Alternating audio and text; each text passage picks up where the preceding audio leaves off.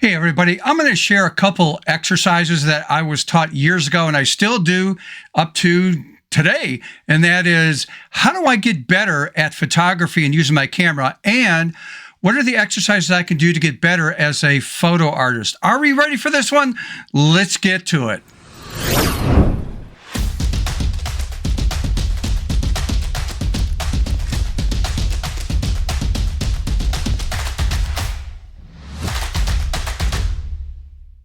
Hey everybody, welcome back to the channel. If you're new to the channel, this is dedicated to photography and as a photo artist, pushing ourselves creatively out of the box. Okay, this is something that I was taught years ago, and I'm guessing good 15, maybe 16 years ago.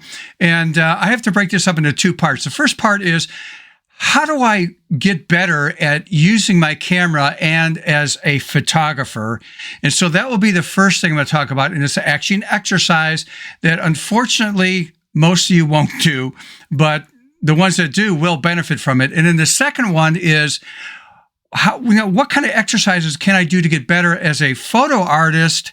And also, not only as a photo artist, but how do I get better at creativity in using my editing software? Are we ready for this? Let's get started with the first one, and that is, how do I get better as a photographer and using my camera? Let's get started. Okay, let's get started with the concept of the first exercise. And again, this is to get better as a traditional photographer and my camera. And by the way, I'm not smart enough to figure this out. This was taught to me a long time ago, and I still do this today. And so let's take a look at what we're talking about. How do I get better with a camera? I'm going to take you on a trip back to 1971, which a lot of you people may not have been born yet. But a good friend of mine that I went to high school with and actually in college is, I'll just say my friend Jerry. And what I'm going to do is share with you this camera that I used. This is a Mamiya Secor, obviously a film camera. And I was not into photography where I had books and stuff and studying up on it. I just didn't like point and shoot cameras. So when I was going on vacation or doing things, I wanted a nicer camera. And this has interchangeable lenses and stuff. And this was just done with a kit lens.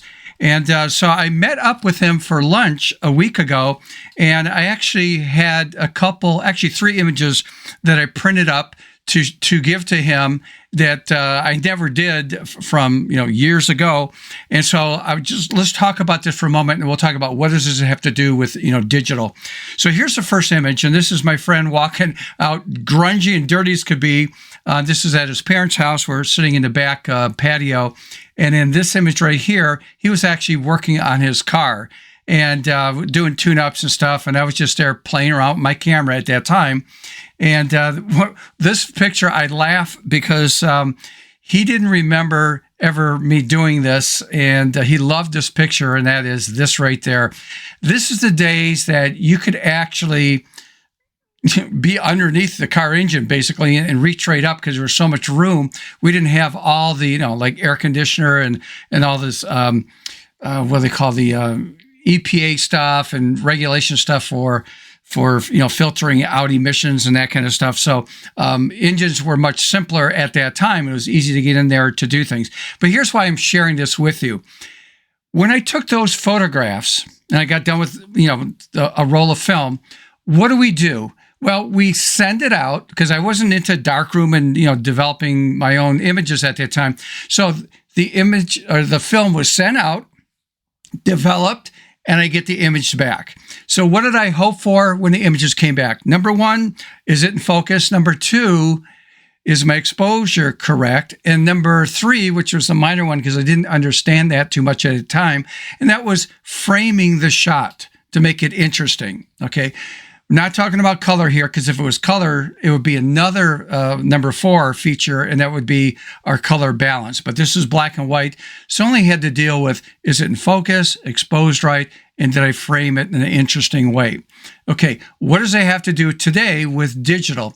Well, you're going to take your digital camera, whatever it is, and you've heard me talk about this is a point and shoot, but it could be your full DSLR or mirrorless camera, full frame, whatever it is. And the exercise that you do is you go into the menu of your camera and you set it. Now, if you're going to shoot black and white, there's a picture profile. Everybody calls it something different, and it's located differently, in your camera. But set your camera to, if you're going to do black and white, to monochrome or black and white, whatever language it uses. If not, just leave it alone in color. But you're going to set it to shoot JPEG. Now, I've mentioned this before, but the point is, when you go out and shoot, and just go out and shoot, this is an exercise. This is not client work. You don't need to like the images. What it is for you to get better at using your camera when it comes down to nailing down that exposure, making sure everything is in focus, and practice getting a good eye at framing your shot. And then when you get done, load it into your computer and scan through the images and look at them and analyze it to see how well you are doing. Please do not shoot, I'm going to set it to RAW and JPEG. You're missing the whole point. You're forcing yourself 100% JPEG. If you do RAW and JPEG, which most cameras can do, it's a false sense of security that, if I screw up, I always got the RAW file. You're missing the point. This is an exercise to see how good you're doing. And it's just like if we were shooting film. It's what the camera saw. Okay, so see how good you are. And you guys know me because I've talked about this in the past.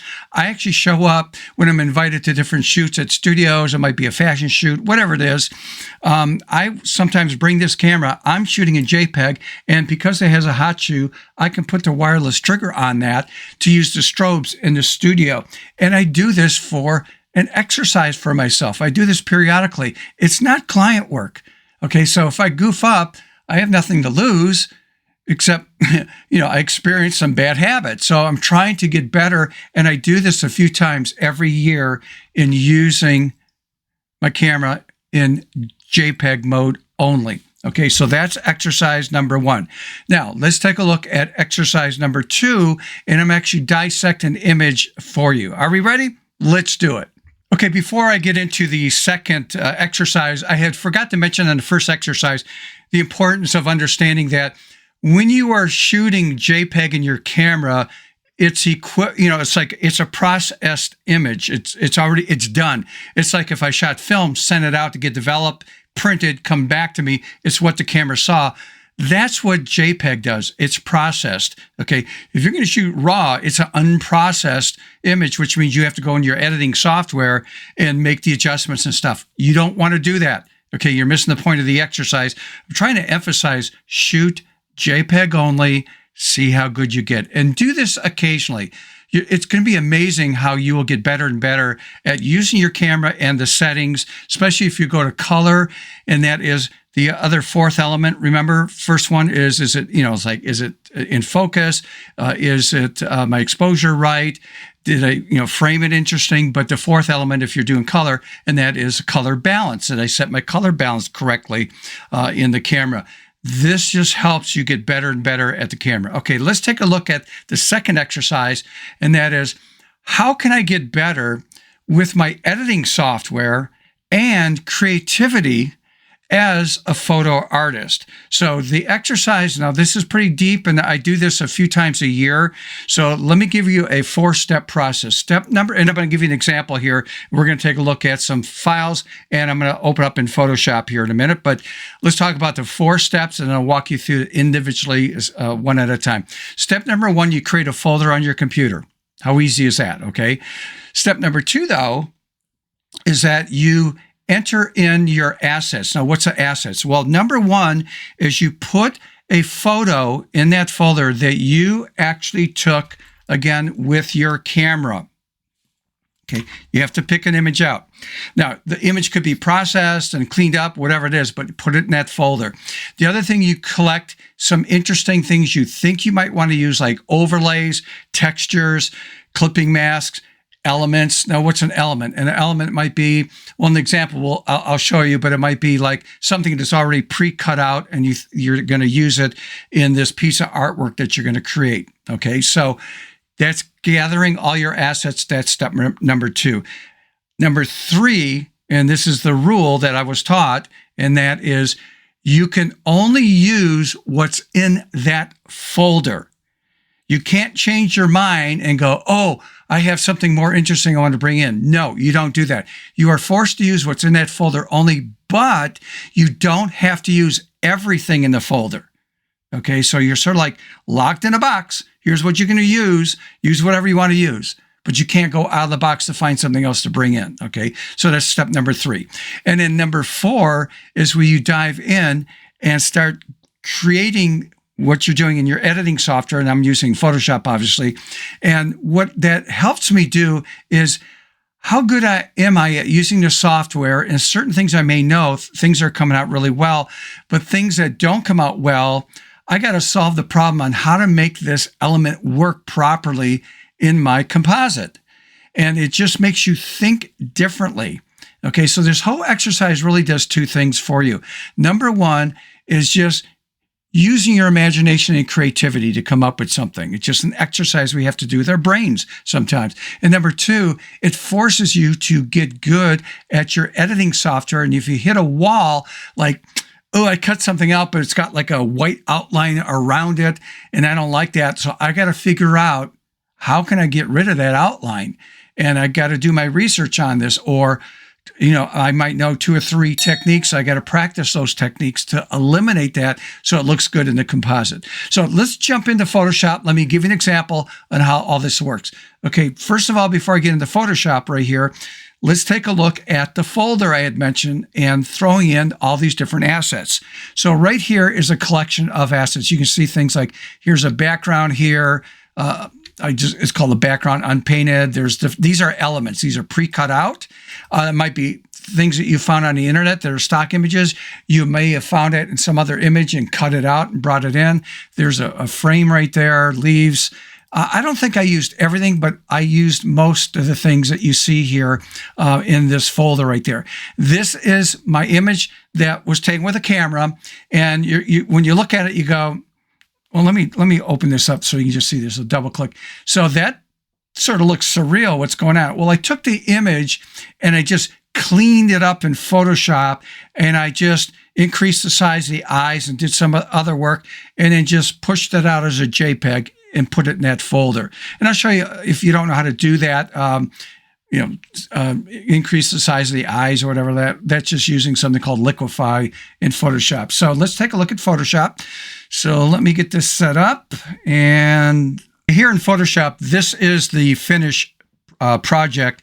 And let me start out by, I'm going to hold the Alt key down option on a Mac to click on the eyeball here. So that actually hides all the other eyeballs. And I'm going to duplicate the starting image right there. And I'm going to talk about this image for a moment. Again, I mentioned earlier that I had opened up that image and over smoothed everything, on the skin and that. And I wanted to give it a very surreal look and then drop it into the exercise, the project. So to do that, what I did was I went to the drop-down menu here called the filter drop-down menu. And I chose Liquify. And when the Liquify dialog box opens up, the feature I use, you'll see a set of tools over here on the left side. I chose this one. It's called the Bloat tool. And when I chose that, I just went over one of the eyes, and I'm just going to click down once, and you can see how it increased that size of the eye. If I do it, 2 or 3 more times, it gets bigger and bigger. Maybe, come down to the lips and make that bigger. Go to the side over there with the hair on both sides. So you can actually, morph and change things. And that's what I did. So I just want to share that with you really quick. So when I close out of that, you can see the before and after on that. So again, we don't need that. So I'm going to delete that right there. The next thing I did was I added some text, because that was in my assets. And the text was actually an image. And you really can't see it because I'm using a screen blending mode on that. And what I wanted to do is I added a levels layer that's clipped to that text only. Because if I didn't clip it, it would affect the image at the very bottom. And I've talked about, how to create a clipping mask in earlier videos and stuff. But just to show you what's happening here, if I go to properties for levels and I move this back and forth, you can see how that is affecting the text right there. Okay, once I got what I felt I wanted it to be, because you can always go back to readjust that, I added the frame and I put that on top. And I wasn't sure if I wanted the text in front of the frame or behind it, and I chose to keep it behind it. And again, that's just a matter of clicking and dragging and changing our stacking order. This is one of the elements, and that's a dragonfly. And I just, again, resized it, rotated it, and positioned it right there. Then the next thing I did was I added this snake right there. And you can see if I, it looks like it's going behind the frame and in front. Well, that just masked. You can see the mask right there. So if I actually turn the mask off, you can see that it's laid on top. But when I did the mask right there, let me turn that back on, it actually looks like it's part of it is going behind that frame. And then again, I made some adjustment in levels right here again. So because I felt it was just too bright in that. So I made some adjustments in the properties panel. Then I added a hue and saturation, and this affected the entire image. And it's almost black and white, because if you look at the saturation right there, I pulled that to the left, and even the lightness over there. So you can see if I move this up and down. Let me go back there. And then the next thing I did was I added that element, and it was too bright for me. So what I did was added another levels again, and I clipped it. Again, it's got to be clipped to that, because if not, it affects the entire image. And so I just wanted to affect those leaves right there. And then after that was done, I added this texture right there. And I did a blending mode of linear light. So I sort of played with that. And it's at 75% opacity. So you can see if I scrub that to 100%, what that did. If I push that down to less than 75, it looks like that. So again, this is just a creative judgment call that I wanted that at around 75% right there. So there's my before and after. And then the very last thing I did was I just added my signature right there. Now, I'm missing, looks like it's a little bit too dark, so I sort of goofed up here on my settings. So if I go back here to my text right there, I want to see the text right there a little bit better. But then again, this is just all the tweaking and things you can do with the image. So the point again, let me just come back to you right now, and let's walk through these steps again really fast. And that is, number one, what you want to do is create a folder. And the purpose of the folder is to put all your different assets in there. So that's step number two, is dropping in a image, at least one image that you took with your camera. Because remember, the rule of a photo artist is somebody who uses a camera and software to create their art and vision. So I got to make sure I have an image in there. And then I just brought in textures and overlays and clipping masks, whatever it is. And then after I got all those assembled in that, step number three, the rule is I can only use the elements or the assets in that folder. I can't change my mind and go, oh, this is coming out really cool. I need to go find, I got something else I want to bring in. Nope, it's over with. You don't have to use all the assets in that folder. Okay. And then number four is just open up your editing software, use your imagination, creativity, and experiment. And when you hit a wall, you go, this is not coming out right. What can I do to fix this? Okay. And this is really sharpening your skills in your editing software. So I hope this makes sense to you. And I know most of you won't do this. And I do this all the time. I always do 2 or 3 of these type of creative things as an exercise. But you know me, I shoot JPEG a lot. And I don't even use my full frame camera a lot. I force myself to use a point and shoot camera. And again, the whole purpose of that is an exercise. It's never client work. Okay, hopefully you learned something. Hopefully you have the ambition to do these 2 exercises to see how good you are, getting better at your camera. And that is shooting the JPEG that I talked about the first time. And the second thing is the creative stuff. And that was our second exercise. All right, people. So until next time, let's get that camera out. Let's think creatively out of the box. Till next time, see ya.